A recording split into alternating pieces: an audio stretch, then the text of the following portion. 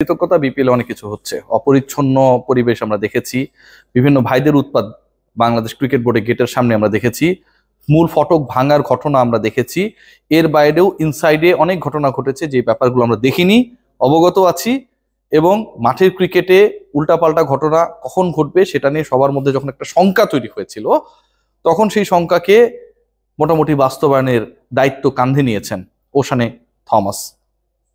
তিনি এক বলে 15 রান দিয়েছেন এবং স্বীকৃত টি-20-তে এটা পার্টিকুলার একটা বলে বিশ্ব রেকর্ড। খুলনার হয়ে খেলতে নেমেছেন, ব্যাটিং করছিলেন সেই সময়টায় নাইম, এবং থমাস যখন বল করতে এলেন প্রথম বলটা ছিল নো বল। ভালো কথা, নো বল হতেই পারে, প্রথম বল করতে গিয়েছেন। পরের যে বলটা বৈধ ডেলিভারি, সেটাতে কোনো রান হয়নি, অর্থাৎ এক বল এক রান। যেহেতু প্রথম ball no ball, no ball থেকে একটা রান অটোমেটিকলি এসছে, পরের বল বৈধ বল, মানে এক বল হয়ে গেল, আর ওই আগের নো বল থেকে এক রান, তার মানে এক বলে এক রান। এরপর থেকে যেভাবে ঘটনা ঘটেছে, এটা আসলে আমার কাছে মনে হয় যে অবিশ্বাস্য। পরে যে বলটা তিনি করেছেন আবারও একটা নো বল, মানে তার করা থার্ড যে বল, সেই বলটা আবারও নো বল, এবং সেই নো বলে একটা 6 মেরেছেন ব্যাটার। রান সংখ্যা হয়ে গেল 8, বল কিন্তু ওই বৈধ ডেলিভারি একটাই। এরপরে যে বলটা ওশানে থমাস করলেন, মানে তার চতুর্থ বল, সেই বলটা করেছেন হোয়াইট। এরপর আরো একটা বল তিনি করেছেন, করতেই হবে, তার পঞ্চম বল, সেটাও করেছেন হোয়াইট। তারপরে আবার একটা বল করেছেন ব্যাটার নাইম, এবার আবার করেছেন একটা নো বল, এবং এই নো বলে 4 মেরেছেন ব্যাটার। টানা দুইটা হোয়াইট করার পর যে বলটা করেছেন সেটা আবার একটা নো বল, এবং সেই নো বলে 4 মারার কারণে ওই একটা বলেই রান হয়েছে 5।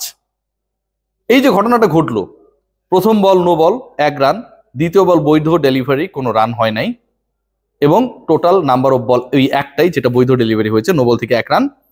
এরপরে তিনি দুইটা হোয়াইট করেছেন এবং আরো দুটা নো করেছেন, প্রথমে নো সহ total number of no ball 1 ওভারে 3টা, total number of wide ball 1 ওভারে 2টা, টোটাল নাম্বার অফ অবৈধ ডেলিভারি, বৈধ ডেলিভারি না, 1 ওভারে 5টা, একটা 4 একটা 6, অবৈধ 5টা ডেলিভারির জন্য 5 রান, 1 বলে 15 রান। এটাকে কি নর্মাল মনে হয় কিনা, আলোচনাটা এখানটায়। বিপিএল এর আগেও অ্যাবনর্মালিটি দেখেছে, এবং সেই অ্যাবনর্মালিটি এমন ভাবে হয়েছে যে আমাদের বাংলাদেশের ক্রিকেট ইতিহাসের সবচেয়ে বড় সুপারস্টার এই অ্যাবনর্মালিটির সাথে জড়িত ছিলেন। থমাসকে আর বল করানোর মতো গাটস, সাহস, কনফিডেন্স তার দল পায় নাই। দলকে আমি কোনোভাবে দায়ী করছি না, কিন্তু বিপিএল এ যারা বিভিন্ন দেশ থেকে উড়ে আসছে, তারা কতটুকু প্রপার প্রোটেকশনের মধ্যে রয়েছে, কতটুকু তাদেরকে আমরা ট্রাস্ট করতে পারি। ফ্র্যাঞ্চাইজি ক্রিকেটে এখন অনেক কিছু ঘটছে, এই ক্রিকেটের বাইরে এখানটায় তো অনেক কিছু ঘটছে। সাসপেকশনের যে লিস্ট, সেই লিস্টে হয়তো বাংলাদেশ প্রিমিয়ার লিগের অনেক গুরুত্বপূর্ণ ক্রিকেটার থাকতেও পারে, থাকতেও পারে না, আছে। এবং ওশানে থমাস যখন এরকম একটা আসরের তৃতীয় ম্যাচে, গতকাল 2টা ম্যাচ হয়েছে এবং আজকের যে প্রথম ম্যাচটা, ওই ম্যাচের বিরতিতে আমি আলোচনাটা করছি, সেখানটায় যখন 1 বলে 15 রান দেন, 3টা নো বল দেন, 2টা হোয়াইট দেন, 5টা অবৈধ ডেলিভারিতে 5 রান, একটা 4 একটা ছক্কা, এটা কোনোভাবেই নর্মালি নেয়ার সুযোগ নেই, কোনোভাবেই নেই।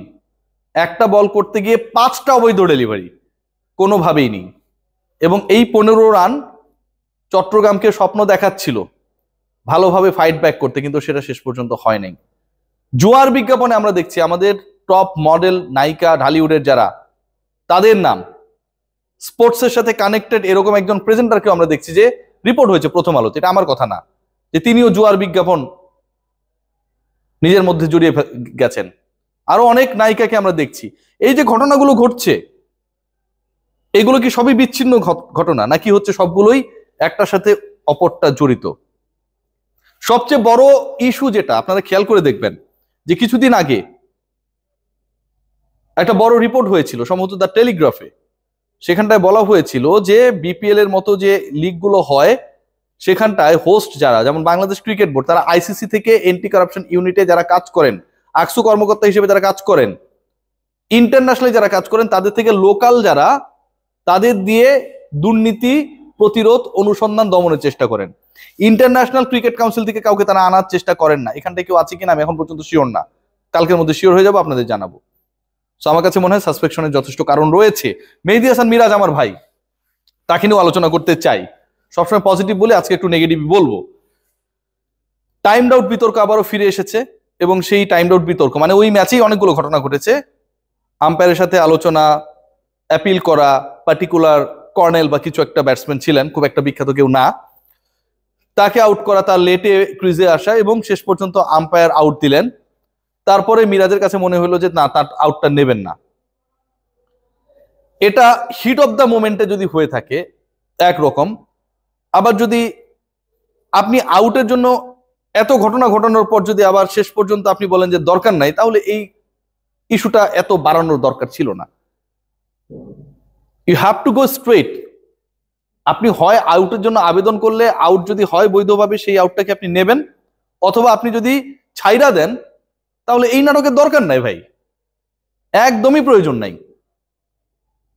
যিনি আউট না আউট না, যিনি আউট তিনি আউট, তাহলে তো হয়ে যায়। মেহেদী হাসান মিরাজের উপর আমি ব্যক্তিগতভাবে খুব হতাশ হয়েছি। আপনি যদি অ্যাপিল করেন, you have to be confident, you are the captain. আপনি যদি আউট একসেপ্ট করেন, আউট গ্রহণ করেন, আউটের ব্যাপারে আম্পায়ারের কাছে অ্যাপিল করেন, সেটা যদি শেষ পর্যন্ত আউট হয়, তাহলে আমি মনে করি যে সেই আউটটা আমার কাছে মনে হয় আপনার নেওয়া উচিত ছিল। আবার যদি আপনি না নিতে চান, তাহলে আপনি অ্যাপিলটা করলেন কেন? আপনি আম্পায়ারকে জিজ্ঞেস করতে পারেন যে ও লেট করতেছে কেন বা কিছু একটা। সো ঘটনাবহুল ঘটনা ঘটেছে, অনেক কিছুই ঘটেছে, যে ঘটনাগুলো আসলে আমার কাছে মনে হয় যে কোনোভাবেই অ্যাকসেপ্টেবল না। ওই এক ম্যাচেই অনেক ঘটনা ঘটেছে।